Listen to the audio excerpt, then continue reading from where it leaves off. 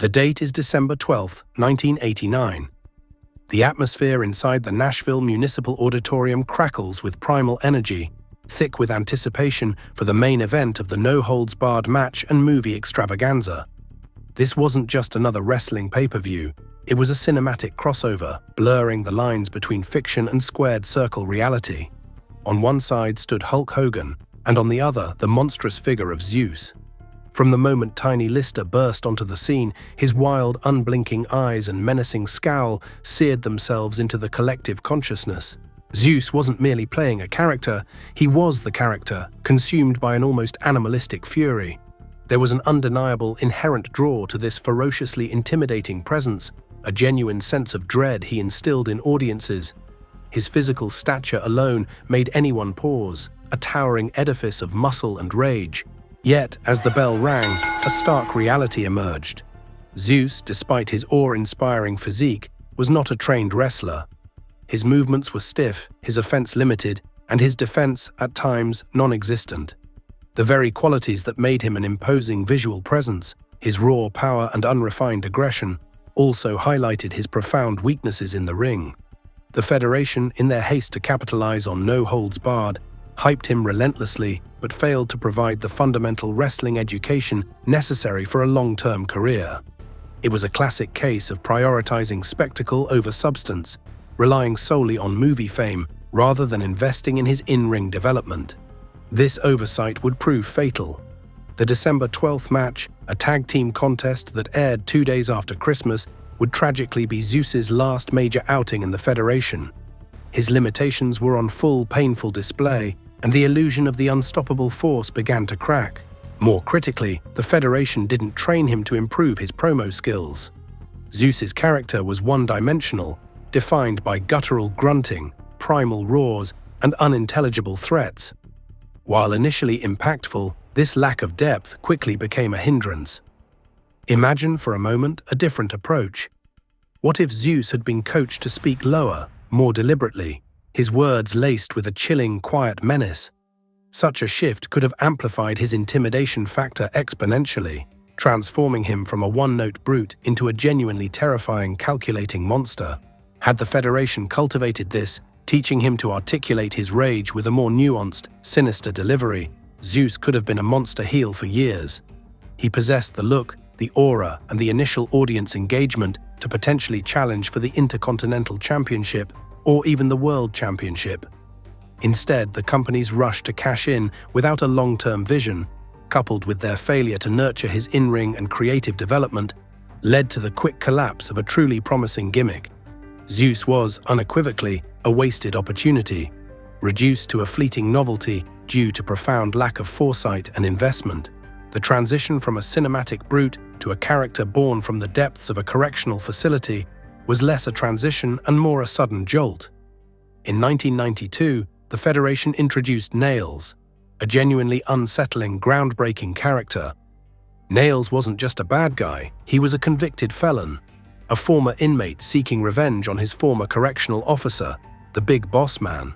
The premise was electrifying, a gritty, realistic undercurrent rarely explored in this setting. What truly elevated Nailz beyond mere gimmickry was his presentation. He looked the part of a hardened criminal with a cold, intense stare.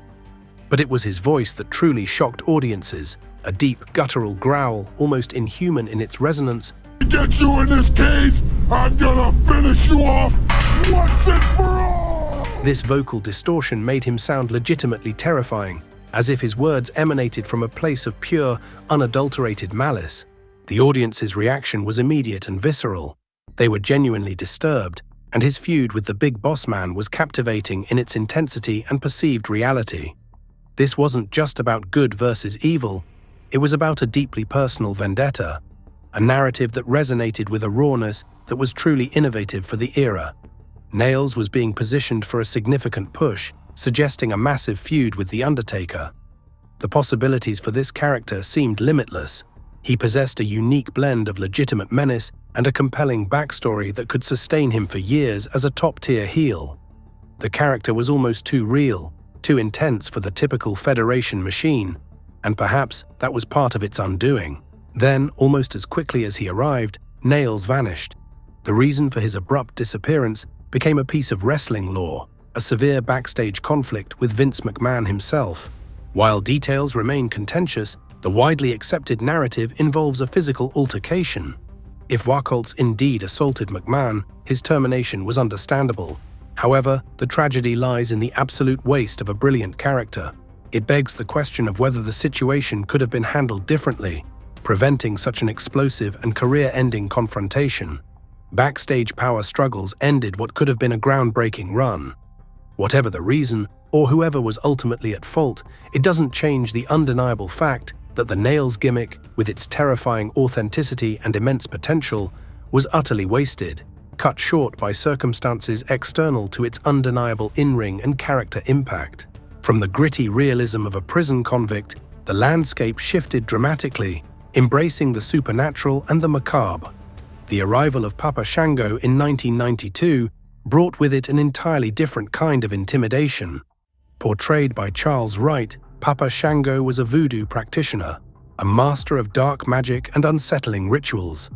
His entrance was a spectacle of smoke, skulls, and eerie chants, immediately establishing him as an otherworldly, genuinely scary heel. He leveraged ancient mystical fears and presented them in a way that truly resonated. Shango's presence was captivating. He exuded a sense of power and mystique that transcended mere physical dominance. The concept of a voodoo priest, a master of dark arts, held immense, untapped potential for a genuinely terrifying heel. Charles Wright possessed the imposing physique, the intense gaze, and the natural charisma to pull off the mystique. The theatricality allowed for endless creative possibilities. Even Bret Hart, known for his discerning eye for character work, expressed admiration for the Papa Shango character and Wright's in-ring execution, acknowledging the inherent strength of the concept. However, Papa Shango's career, much like the ephemeral smoke that heralded his arrival, was regrettably short-lived, becoming a prime example of a genius gimmick completely wasted.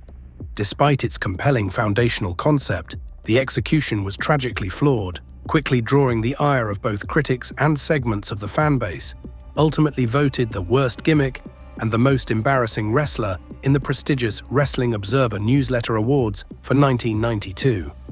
This highlights the profound disconnect between conceptual brilliance and poor creative execution. The most glaring misstep was arguably the infamous storyline with the Ultimate Warrior, where a voodoo curse was purportedly placed. This narrative was so poorly conceived that Bret Hart himself deemed it perhaps the second worst creative concept in Federation history. The disastrous storyline actively undermined Shango's intimidating aura, turning a potentially terrifying threat into a source of derision. It was a classic case of the Federation's creative team taking a good gimmick and ruining it through bad writing and inconsistent direction. Ultimately, backstage politics also played a significant role, with Pat Patterson reportedly disliking the gimmick, contributing to its eventual termination. This external influence, coupled with internal creative failures, sealed Papa Shango's fate. From the mystical realm of voodoo, the journey of wasted potential plunges into the unsettling and the absurd with the arrival of Doink the Clown. When Matt Bourne first debuted the character in late 1992, he was a revelation. This wasn't the whimsical clown of childhood birthday parties. This was an evil clown, a genuinely unsettling figure who reveled in psychological torment and cruel pranks. Bourne's portrayal was nothing short of brilliant. His sneering smile, manic laughter, and delight in manipulating and injuring opponents made Doink a genuinely terrifying presence. He was a master of psychological horror, playing mind games and exploiting the inherent fear many people have of clowns, twisting the traditionally joyous figure into something truly sinister. The audience reaction was one of revulsion and fascination. The gimmick had incredible depth and potential. Doink's initial run, particularly his feud with Crush, was a masterclass in heel work, establishing him as a truly sadistic and unpredictable force. The visual of a clown, an archetype of joy, embodying pure malice, was a stroke of genius, and Matt Bourne executed it with disturbing perfection. He was unstable and unpredictable, leveraging the inherent creepiness of a clown in a way that resonated deeply. However, the Federation, in a baffling and ultimately destructive decision, ruined everything that made Doink brilliant by turning him into a babyface. The moment Doink shed his malevolent grin for a more palatable, noble demeanor, the entire premise collapsed. A noble clown held no weight, no intimidation, and none of the frightening brilliance that defined his original incarnation. The transition from a psychological tormentor to a benign joke-telling character stripped Doink of his unique appeal. He became a generic, kid-friendly attraction. The evil clown, a figure designed to elicit fear, was neutered, reduced to harmless antics. The decision was a profound creative misstep, a clear example of failing to understand the core appeal of a character and, in doing so, utterly wasting its immense potential. Doink the Clown, in his original malevolent form, was a work of art. As a face, he was a regrettable caricature. Finally, we arrive at one of the Federation's most frustrating missed opportunities. A gimmick bursting with potential, but reduced to a glorified jobber. Portrayed by John Nord, he was a Viking warrior ripped straight from Norse legend, wild, primal, and driven by battle rage. With his horned helmet, animal pelts, and thousand-yard stare, Berserker had the look and presence to be a terrifying force in the ring. The very concept, a berserker in the truest sense, consumed by trance-like fury, was tailor-made for destruction. He could have been a monster heel, or even a chaotic anti-hero, cutting through the roster with brute force and unshakable madness. But that's not the version fans got. Instead, the Federation slowly morphed him into a joke. He wasn't feared, he was laughed at. Constant countouts, clumsy antics, and cartoonish howling stripped the character of any real menace. Rather than booking him as a savage warrior, they booked him as a bumbling fool. The mythic weight of the Viking gimmick was there for the taking. They just never took it seriously. With the right direction, the Berserker could have been a cult icon. Instead, he became another tragic entry in the long list of gimmicks Vince McMahon completely wasted.